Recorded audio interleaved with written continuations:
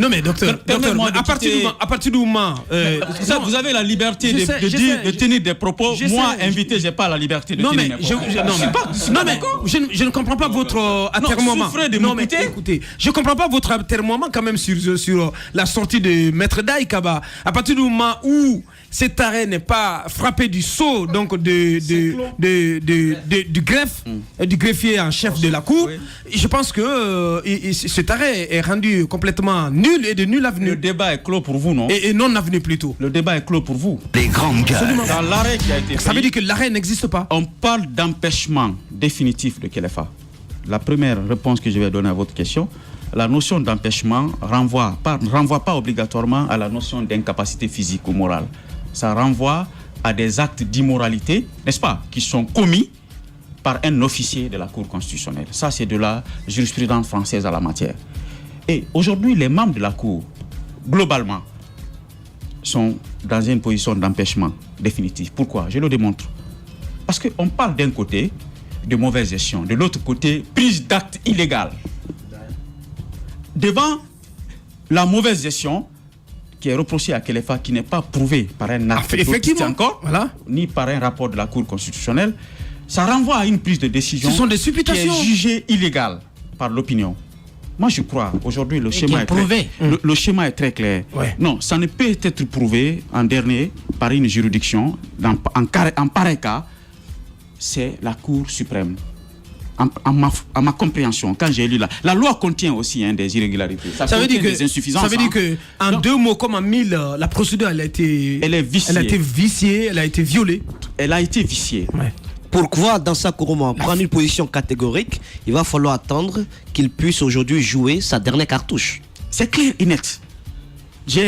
Ça ne veut pas dire que je suis contre ou je rejette les démarches qui sont... Mais est-ce que vous comprenez l'appréhension du peuple dans ça? Respecte. Est-ce que vous comprenez la peur du peuple, l'inquiétude du peuple? Je suis tout à fait dans cet esprit-là. Oui. C'est pourquoi, ne voulant pas que la crise éclate, je me suis auto-saisi du dossier. Je vais vous expliquer pourquoi. La société civile a pour première arme la prévention, l'anticipation avant que les crises n'éclatent. Parce que le plus souvent, quand les crises éclatent, c'est des juridictions qui sont compétentes en la matière. C'est le juge qui doit se prononcer en dernier ressort de ce qui se passe là-bas. C'est cette décision qui s'applique à toutes les parties. J'ai anticipé pourquoi. Parce que si 8 personnes se rebellent contre le président... 7. 7 personnes. Je n'ai pas écouté encore la personne en question. C'est qui? La dame Rougueto. Mais le document que j'ai bien reçu, le document que j'ai lu, j'ai vu le nom de la dame Rouguiatou. Ne vous trompez pas, les 8 ont saisi ce taré. Elle peut avoir son nom dessus et qu'elle ne soit pas là, tel que le cas du greffe, il n'était pas là non plus. Le cas de Daï, de toute façon, sa présence, n'est pas obligatoire en la matière. Qui sait s'il n'était même pas 5? Qui sait si c'est pas la même chose que le cas du Peut-être qu'ils greffe? étaient même 2. Moi, la question que tu me laisses terminer la réponse à cette question, s'il vous plaît. Nous ne sommes pas là pour nous satisfaire. On est là aussi pour éclairer la lanterne de l'opinion. On ne peut plus croire en ces gens. C'est ça que je voulais te dire. Ça, c'est clair. Dans l'un ou dans l'autre des cas, dès le moment où dans l'un ou dans l'autre des cas, je me suis rendu compte que si les 8 personnes sont arrivées à fonder une opinion, à coaliser contre leur président, les 8 en même temps, malgré toute tentative de compréhension, ils n'ont pas cédé, ça renvoie à une question que la Cour perd totalement sa légitimité au vu de l'opinion. Parce que même si Kelefa Sall est maintenu comme le président, la situation actuelle de la Cour ne permet pas à cette institution de fonctionner en toute harmonie, dans toute sérénité. Et la Cour, contrairement aux autres juridictions, c'est le principe de la collégialité. Et ce principe aujourd'hui se trouve vicié sous le sceau de la loi. Le principe de la collégialité encadré par la loi a été martelé par la loi. C'est la loi qui dit que la Cour constitutionnelle est régie par la règle de la collégialité. Ce n'est pas une invention que je fais, c'est selon la loi 06 qui régit le fonctionnement de la Cour constitutionnelle. Alors, imaginez la profondeur de cette crise. Pour moi, l'institution a perdu sa crédibilité au vu de l'opinion. Il ne faut pas se présenter le débat. Ça veut dire qu'il faut la raser. En tout cas, je vois en venir là. Les trois options qu'on a dégagées, que j'ai dégagées en tant qu'analyste sur la crise, je vais vous le présenter tout à l'heure, après avoir répondu aux questions. Non, mais la question que je voulais poser à Boubacar. Moi, je le vois venir à cette option. C'est-à-dire que complètement renverser la table, c'est très dangereux. Est-ce qu'à chaque fois que. Je voulais poser la question à M. Dansa Kourouma. Mais monsieur Aboubacar, on ne peut pas se le permettre. Pas du tout. Mais il y a combien de personnes à Parce que c'est l'objectif recherché par les commanditaires de cette crise. C'est pourquoi je dis que la solution de médiation n'est pas une solution à écarter quand on veut sauver une institution.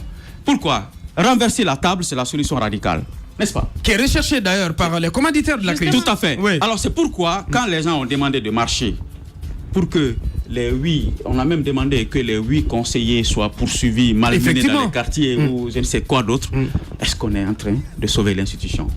Non. C'est pourquoi c'est une décision que je prends. En venant dans ce studio, je savais que ma position était difficile à accepter par vous. Mais la réalité, je pense qu'une médiation bien menée dans ce sens-là peut nous aider à sauver le ménage et à retourner l'institution vers une normale. Moi, je pense que s'ils n'ont pas l'âge, ils doivent sortir de là. Ils doivent carrément répondre même à la question de l'âge. Hein. Je voulais bien le répondre. Vous avez pris 10 minutes pour répondre à la question de Jacques. Ça prend beaucoup de temps, mais à la question de l'âge, moi, je pense que s'ils ont... Ils n'ont pas l'âge. Ils doivent simplement sortir de là. Il y a d'autres Guinéens qui sont qualifiés pour ça, qui doivent le faire. Quelles sont les options que vous avez sur la table? Sur quelle question? Les options par rapport à la résolution de cette crise. Médiation. Oui. La première question, il faut comprendre que la loi qui a mis en place la Cour contiendrait des insuffisances notoires. Prévenir dans la durée une crise au sein de la Cour. D'ailleurs, on a fait une réflexion globale sur toutes les institutions de la République. Ce rapport-là, c'est important que vous lisez ce rapport, parce qu'on a anticipé sur ça. Il y a 3 raisons qu'on a évoquées. La première raison, c'est le refus du respect de la loi lors de la création des institutions. Chaque parti politique ou gouvernement ou société civile, chacun cherche à envoyer les personnes avec lesquelles il a le vrai amour, pas une personne qui remplirait les qualités requises. Deuxième raison fondamentale, c'est une question de sous, comme vous le savez. Les institutions sont sous-financées. Ça ne les permet pas d'être mises à l'abri du besoin. Donc les membres se battent pour partager les petits avantages qui sont là. C'est l'une des origines de la... La troisième chose, c'est les injonctions. Les injonctions à la fois de l'exécutif et des autres pouvoirs. Il y a des choses que vous devez savoir dans cette crise. Les personnes qui sont désignées, dont l'âge n'est pas requis, ont été désignées par qui? Leurs organes respectifs. Est-ce que ceci ne doit pas répondre leurs actes? Effectivement. C'est pourquoi quand vous posez les problèmes, c'est important, la responsabilité pénale pour falsification d'identité, c'est pas à moi de répondre. Si j'avais qualité aujourd'hui de saisir une juridiction à la matière, j'allais le faire. Mais la loi a garanti quelles sont les catégories de personnes qui peuvent saisir les juridictions. Alors, que les personnes qui les ont désignées répondent de leurs actes devant l'opinion. Et je suis très indigné qu'on désigne une personne qui n'a pas l'âge. Effectivement. C'est une indignation.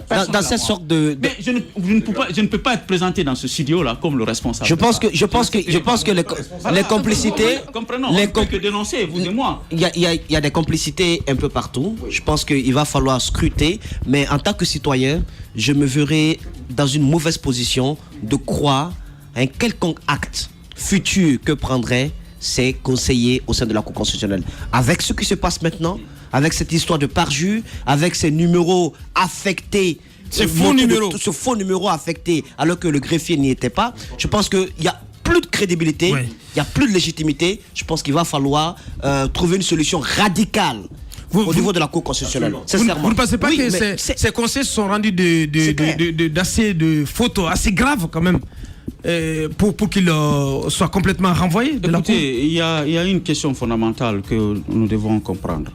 C'est pourquoi je n'ai pas voulu attendre aujourd'hui pour me prononcer sur ce sujet. Nous avons anticipé cette crise, mais j'ai compris que la seule institution qui a véritablement coopéré, c'était naturellement la HAC. Lors de nos assises, Martine a pris la parole pour mettre le pied dans le plat, jusqu'à dénoncer les mains qui sont derrière, jusqu'à dénoncer même le président de l'Assemblée nationale par rapport à la désignation du représentant de l'Assemblée auprès de la HAC. Écoutez, mes chers amis, il y a une question de moralité dans ce pays-là. J'ai posé la question hier à un homme politique de très haut niveau. Oui, vous dites que vous allez agir. je vous pose la question. Le problème qui se passe à la Cour, est-ce un problème de loi ou un problème de moralité? Il m'a dit un problème de moralité. Alors, où est la solution au problème de moralité dans ce pays Tamba? Je voudrais qu'on ait un débat sur la moralité des personnes. Bien. Parce que tous qui vont dans les institutions, ils sont frappés d'immoralité. Bien. On falsifie les dossiers. Docteur... Soit on est là parce qu'on a des relations familiales, ou bien on est des relations d'affinité avec la personne. Docteur Dansa Kourouma, donc il met les pieds dans les plats ce matin. C'est vérité ici et nulle part ailleurs dans cette émission. Beaucoup de réactions donc de nos auditeurs du côté du PDN ont réagi ce matin. Cet auditeur qui nous dit ceci, c'est Téliko Baldé du PDN. Bonjour à Bouakar, à toute l'équipe. Les bisbilles entretenus par ces conseillers frondeurs de la Cour constitutionnelle, c'est un acte rebelle et irresponsable. Ces apatrides doivent payer les frais de leurs actes barbares.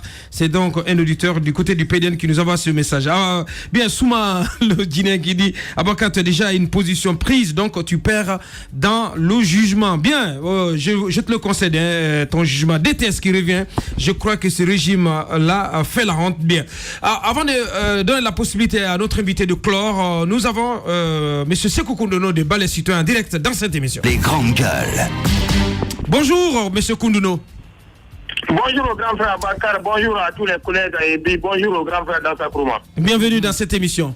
Alors, vous avez appelé à une manifestation, donc marche citoyenne, ça doit avoir lieu demain ou après-demain, je crois, le 27, vous avez dit. Il y a eu déjà une première, un sitting que vous avez voulu avoir devant le siège de la Cour constitutionnelle. Vous vous fondez sur quoi pour avoir une forte mobilisation qui pourrait contraindre, n'est-ce pas, ces conseillers, n'est-ce pas, à reculer? Merci Jacques, je vais rapidement planter le décor. Comme l'a si bien dit le docteur Dansa Kourouma, effectivement, il a dit la première personne à attirer mon attention sur la crise. Aussitôt, j'ai mis toute l'équipe en mouvement. Un rapport a été produit sous forme de mémo. Il a été transmis au nom du Balai Citoyen. C'est déterminé en termes de constat, en termes d'action et de recommandations et des actions que nous devons mener de notre côté. Donc, à la matière, il n'y a pas matière à polémiquer. Revenons maintenant à nos moutons, comme il a si bien dit aussi, chaque organisation a sa démarche. Nous ne sommes pas une organisation qui pourrait au fait dialoguer avec des pushistes ou des gens qui veulent créer une rébellion au sein d'une institution. Nous estimons qu'ils doivent être mis hors d'état de nuire ou délogés purement et simplement.